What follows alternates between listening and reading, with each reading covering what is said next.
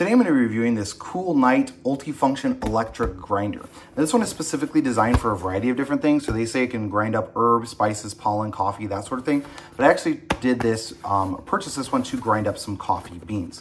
So I'm going to open this up and show you exactly what you're going to get inside. So it's going to have some packaging, going to have the grinder itself, going to have the cord, going to have this little thing to scoop it out of the grinder. And let me kind of pull this out here.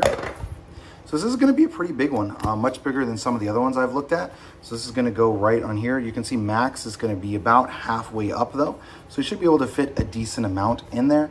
I assume this is going to need to go over the top, and then this part is what uses it or what causes it to work. But let me go ahead and get this plugged in and then read the instructions on exactly how this one's going to work. So according to the instructions, you're going to put whatever it is in here that you're going to grind. Again, making sure not to put it above that max line. Then you're going to take and put this lid on top. And then this is what's actually going to work as your power. So you're going to put it in and then push down on this is what it showed.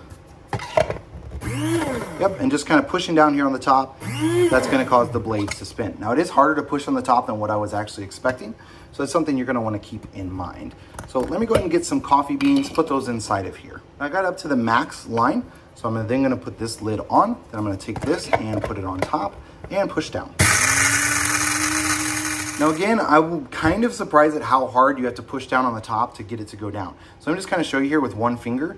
I have to put a ton of pressure and it's still not going it until I get it like all the way down. You can see my finger having to bend and how hard I'm pushing down. So if you're getting this coffee grinder for yourself and you're maybe don't have a lot of strength, maybe you're a little bit older, have some physical difficulties, this one does require a lot of pressure to actually get the grinder to go on. Now you can grind up considerably more than some other coffee grinders that I've had in the past. So I'll show you that here in a minute. You can see here what the coffee is going to look like inside. I did grind it up really fine. Now I should unplug this before I mess with this any further. I'm going to take and I'm going to dump this out just to kind of show you exactly how much coffee I got. And then I got it here on the side, so let me just tap it out.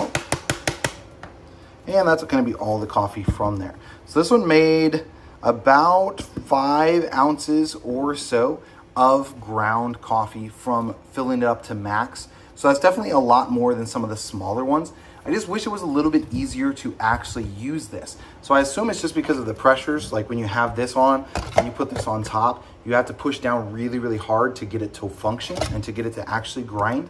So I wish they would have designed that a little bit differently where you didn't have to push it down quite so hard. I love how much you can grind. Being able to grind 5 ounces or more in every single time means you can grind enough for maybe a pot, or depending on how much coffee grounds you use, maybe a pot or a pot and a half or even 2 pots per single grind. So you could grind this, every day and have some left over. So that's nice that it has such a large amount that you can grind.